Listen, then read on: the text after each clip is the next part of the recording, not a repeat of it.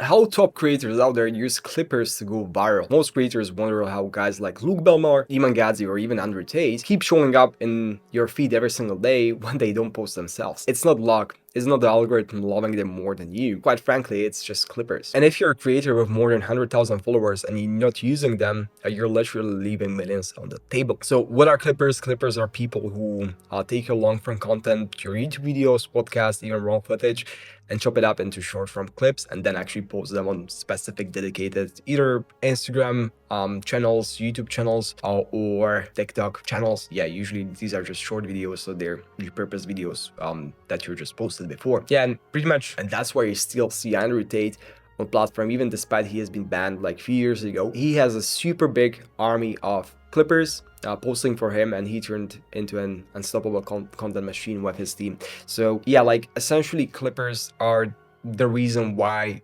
people are blowing up. Like name it, Iman Gadzhi. A few years ago, he had like 100 or 200,000 subscribers on YouTube. Now he has more than 6 million. The reason why he was actually able to get here is by clippers. So yeah, he had like dozens of different clippers. He had in-house clippers clipping content for him, posting like 300 videos a day, which was driving around 300 million views on short form content every single month. And essentially all of these views were then funneled to his YouTube channel. So okay, go ahead and see my actual YouTube channel, go and see some videos there. And yeah, like that was one of the actual growth levers. Now let's dive deeper into why clippers actually work. So here are a few reasons why clippers are actually so powerful. First off, short form platforms are distribution machines. They reward volume, so like the more you post, they reward it. There's no specific limit on how much you can actually be posting. You can post as many videos as you like.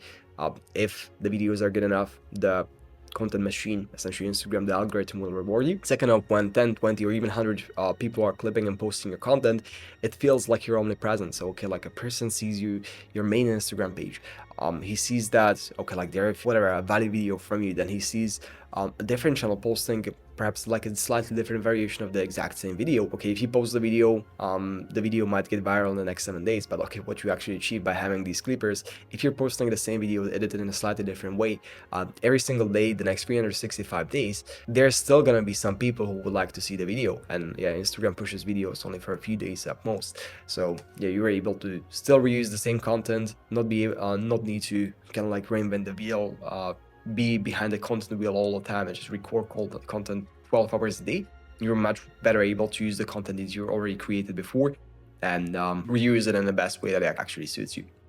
Point number 3, it creates a compound attention. People can escape you, which means that you drop an offer and a launch and conversions skyrocket. So as I already said, like you can drive the traffic from short form, from Instagram, from TikTok, to actually go ahead and watch your YouTube channel. And yeah, usually like short form is what actually gets you the attention, where people actually see you the first time, and then long form is the actual thing that converts that attention to money, to contracts for you. And yeah, now let's go for the 3 levers of successful clipping. So now clippers only work if you set it up the right way.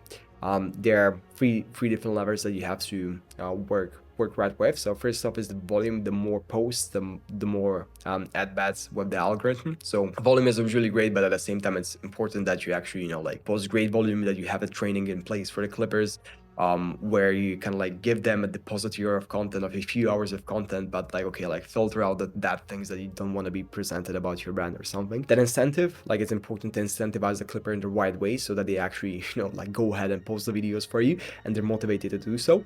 So Andrew Tate made his clipper affiliates, meaning like, okay, like, if they clipped videos, if they create a new Instagram channel and clipped videos for Andrew, and someone has actually bought Andrew's program through the affiliate link that the specific like channel had in the description, then they get a cut. I'm not sure how much it was, but like at its peak, like Andrew was doing more than $5 million a month with his $50 a month program. So you can just imagine, like, okay, if you get 500k of revenue there, you might be able to get a cut of whatever, like 100, 200 grand, which is actually life-changing for many of the people. And that's why people spammed his clips like crazy, because like he introduced affiliate marketing to the mass. Yeah, that's what actually converts. So and then also strong POV. If your content is boring or watered down, no clip in the world will make it spread. Your ideas need to actually hit, and that's about it. So now a whole different question, where to actually find these clippers. So Platforms like WAP have Clipper marketplaces. So what you can actually do is just log into WAP, and there'll be a specific dedicated section where you can find clippers, where clippers can clip for your brands.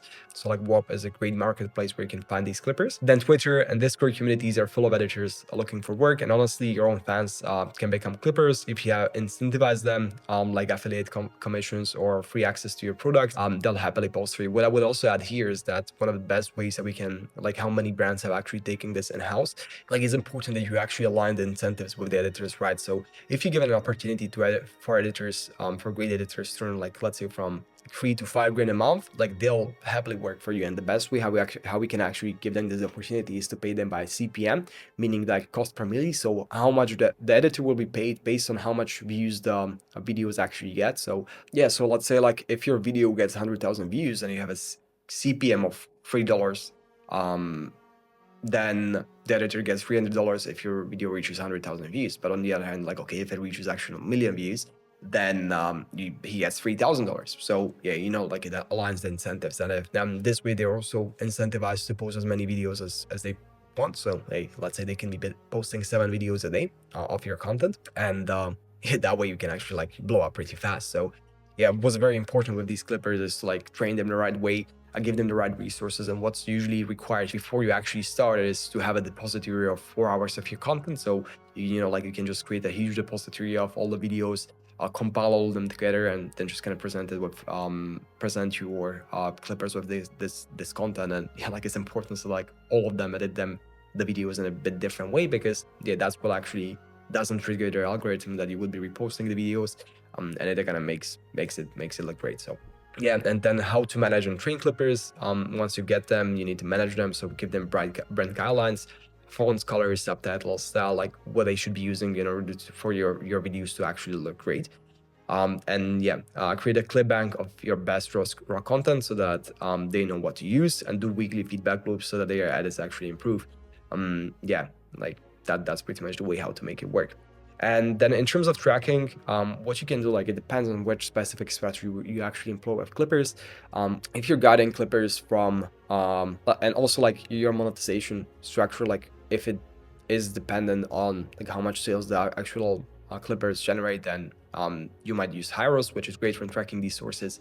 Or on the other hand, if it's just simply about views and you're paying them CPM, then the clipper should be responsible for filling out a simple KPI sheet, which would be going for like how many views did their videos actually get, and you would just benchmark this on a monthly basis, like okay, how much views did you get in this month, how many impressions, and if all of the different things apply, like you make sure that the clipper didn't just buy views from some like bots and stuff, but like he actually like those views are real, their impressions are real, then yeah, what you're able to do is that yeah, you just pay them a CPA basis. And like okay, like then also double down on the ones who get reach and conversions. If someone gets your videos more viral, then you know, like have the person teach you other clippers how he actually did it, pay him a few $100 and he'll be very happy to do so. Now also like get rid of the bad clippers. So yeah, not every clipper will work out.